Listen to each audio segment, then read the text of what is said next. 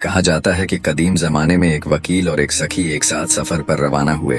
वह दोनों अल्लाह के हुक्म से लंबा सफर करते हुए सहरा से गुजरते गए, यहाँ तक कि एक अजीम शहर के किनारे पर वाकई एक जंगल के आगाज तक जा पहुंचे।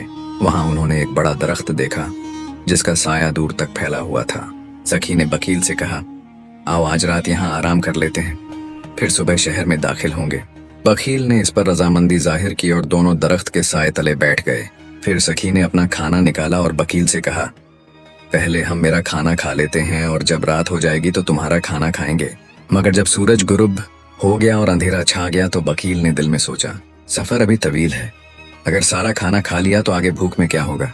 ये सोचकर उसने अपना खाना अकेले ही खा लिया। जब सखी को इस बात का इल्म हुआ तो वह नाराज हो गया और उसने फैसला किया कि वो वकील से जुदा हो जाएगा। वो उसे छोड़कर रात के अंधेरे में चल पड़ा, यहाँ तक कि एक पुरानी वीरान पिंचक्की आटा पीसने वाली जगह तक जा पहुंचा। उसने कहा, आज की रात यहीं बसर करता हूँ, सुबह अल्लाह जो चाहेगा वही होगा। वह चक्की की बालाई मंजिल पर चढ़ गया और सोने ही वाला था कि उसी दौरान कुछ दरिंदे एक के बाद एक चक्की के अंदर दाखिल होने लगे। पहले शेर दाखिल हुआ, फिर चीता, तेंदुआ, भेड़िया, गीदड़ और लोमड़ी। जब सब जानवर जमा हो गए तो शेर खड़ा हुआ और बोला, अस्सलामु अलैकुम एक जंगल के साथियों, महाना मजलिस में खुश आमदीद। फिर शेर ने कहा, मैंने तुम सबकी रिपोर्ट्स का जायजा लिया है और तुम्हारे नज्म व नसक पर खुशी हुई। तुम सबका शुक्रिया अदा करता हूँ और उम्मीद करता हूँ कि तुम इसी तरह अपनी जिम्मेदारियां निभाते रहोगे। अब अगर किसी के पास कुछ पेश करने को है तो वो बयान करें। चीता बोला, ए वक्त के बादशाह, मेरे इलाके में एक चूहा है जिसके पास वो सोने की अशर्फियां हैं।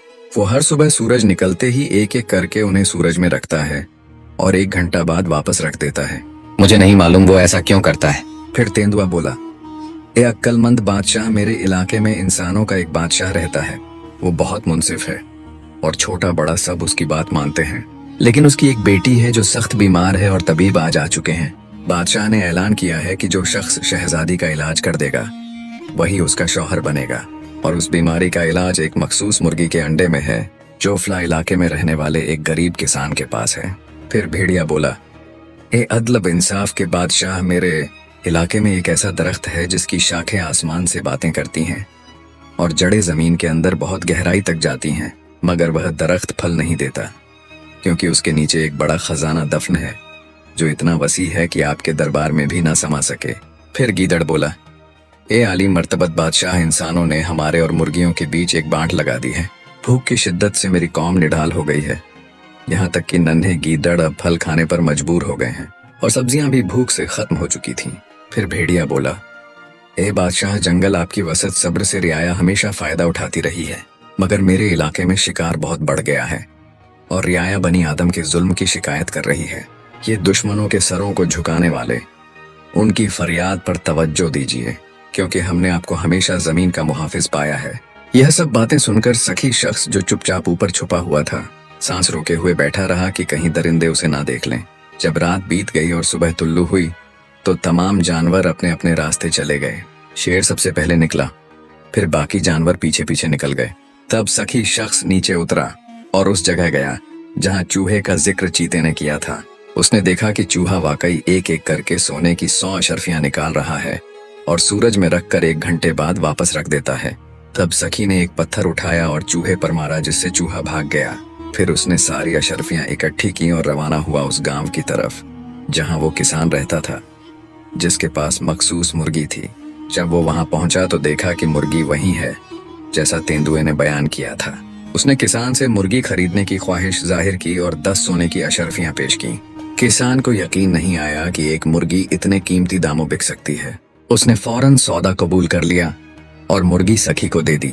सखी मुर्गी को लेकर दूर एक दरख्त के साए तले बैठ गया और इंतजार करने लगा कि मुर्गी अंडा दे। जब मुर्गी ने अंडा दिया तो उसने अंडा जेब में रखा और बादशाह के महल की तरफ रवाना हो गया। महल पहुंचकर उसने बादशाह से कहा, ए बादशाह वक्त, मैं एक अहम काम के सिलसिले में हाजिर हुआ हूँ। बादशाह ने कहा, कहो क्या बात है। सखी ने कहा, मुझे मालूम हुआ है कि शहजादी बीमार है और हकीम व तबीब सब आजिज आ चुके हैं। अगर एक मामूली बंदा इस बीमारी का इलाज कर दे तो क्या इनाम पाएगा। बादशाह ने कहा, अगर तू उसे शिफा दे दे तो वो तेरी बीवी बनेगी और अगर झूठा निकला तो तेरा सर कलम कर दिया जाएगा। सखी ने शर्त कबूल की, मगर उसने एक शर्त रखी, मैं इलाज एक ऐसे कमरे में करूंगा जहां मुझे और मरीजा को सिर्फ वही देख सके जो जमीन व आसमान की हर चीज से बाखबर है। बादशाह ने यह शर्त मान ली और दो मुहाफिजों को हुक्म दिया कि वो उसे शहजादी के कमरे तक ले जाएं। कमरे में पहुंचकर सखी ने देखा कि शहजादी बिस्तर पर बेहोश पड़ी है। बीमारी ने उसके जिस्म को तोड़कर रख दिया था। सखी ने दिल से दुआ की कि अल्लाह इस अंडे में शिफा रखे, अंडे में शिफा रखे, जैसा कि तेंदुए ने कहा था। फिर उसने अंडा तोड़ा, एक बर्तन में अंडे का मवाद निकाला, कपड़े का एक टुकड़ा उसमें डुबोया और शहजादी के जिस्म पर लगाना शुरू किया। थोड़ी देर में शहजादी ने हल्की सी जुम्बिश की। सखी यह देखकर हैरान रह गया। कुछ देर बाद उसने दोबारा दवा लगाई। शहजादी ने आंखें खोल दी। फिर 1 घंटा सब्र के बाद उसने तीसरी बार दवा लगाई। शहजादी बोलने लगी। जब चौथी बार दवा लगाई तो शहजादी उठकर बैठ गई, जैसे वो कभी बीमार ही ना थी। यह मंजर देखकर बादशाह खुशी से निहाल हो गया। शहजादी के शिफायाब होने पर बादशाह ने सखी का दिल से शुक्रिया अदा किया। फिर फौरन काजी को बुलाया और अपनी बेटी का निकाह सखी से करवा दिया, जैसा कि उसने वादा किया था। शाही हुक्म से शादी की खुशी में जश्न मनाया गया और पूरे शहर में खुशियां छा गईं। अगली सुबह सखी ने बादशाह से कहा, हे बादशाह, आपकी सल्तनत में एक दरख्त है जिसकी शाखें आसमान से बातें करती हैं और जड़ें जमीन के अंदर बहुत गहराई तक जाती हैं, लेकिन वो दरख्त फल नहीं देता क्योंकि उसके नीचे एक बड़ा खजाना दफन है। ऐसा खजाना जो आपके महल में भी समा नहीं सकता। आप मेरे साथ कुछ सिपाही और मजदूर भेज दें ताकि हम उसे निकाल सकें। बादशाह ने फौरन सिपह सालार फौज और बहुत से मजदूर सखी के साथ रवाना कर दिए। वो दरख्त के पास पहुंचे और गड्ढा खोदना शुरू किया, हत्ता कि आखिरकार खजाने तक पहुंच गए और उसे निकालने में कामयाब हो गए। सखी ने खजाने का एक हिस्सा मजदूरों में बांट दिया, फिर दूसरा हिस्सा गरीबों और मोहताजों में तकसीम कर दिया। चंद दिन बाद जब सखी शहर की गलियों में चहलकदमी कर रहा था तो उसे अपना पुराना साथी बकील नजर आया। सखी ने उसका गर्मजोशी से इस्तकबाल किया और उसे मदद देने की पेशकश की, मगर बकील ने इनकार करते हुए कहा, पहले मुझे बताओ तुम इस हाल तक कैसे पहुंचे। सखी ने उसे पूरी कहानी सुना दी, जंगल के जानवरों की मजलिस और कैसे उसने उनकी गुफ्तगू से फायदा उठाकर माल, दौलत और इज्जत हासिल की। यह सुनकर बकील के दिल में लालच पैदा हुआ। वो फौरन ताना की तरफ भागा, मगर पिछली मजलिस को पूरा 1 महीना गुजर चुका था और अब जानवरों की नई मजलिस का वक्त आ गया था। उसी तरह शेर, चीता, तेंदुआ, भेड़िया, गीदड़ और लोमड़ी एक एक करके ताना में दाखिल हुए। जब सब जमा हो गए तो शेर ने उनका खैर मकद्दम किया और कहा कि अपनी बातें पेश करें। भेड़िया बोला, ए जंगल के बादशाह, हम तुझसे कैसे बात करें। पिछली बार हमने ऐसी बातें की थीं जो मजलिस से बाहर कोई नहीं जानता था, मगर वो बातें बाहर कैसे पहुंच गईं। चूहे की अशरफियां चोरी हो गईं, अजीब मुर्गी बेच दी गई और दरख्त के नीचे से खजाना निकाल लिया गया। मुझे यकीन है कि कोई छुपकर हमारी बातें सुन रहा है। शेर ने फौरन हुक्म दिया कि पूरी ताना की तलाशी ली जाए। तमाम दरिंदे फैल गए और तलाश शुरू कर दी। थोड़ी ही देर में उन्होंने वकील को छुपा हुआ पा लिया।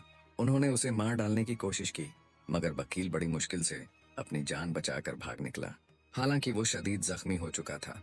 इस तरह वकील की लालच और तमा का अंजाम इबरतनाक हुआ, जबकि सखी अपनी नेकी, अक्ल और फियाजी की बदौलत शहजादी के साथ शाही महल में खुशहाल जिंदगी गुजारता रहा। हालांकि एक वक्त ऐसा भी था जब वो एक निवाले का मोहताज था। यहाँ कहानी खत्म होती है। अल्लाह के अमान में रहिए और रसूल करीम पर दरूद व सलाम भेजना न भूलिए।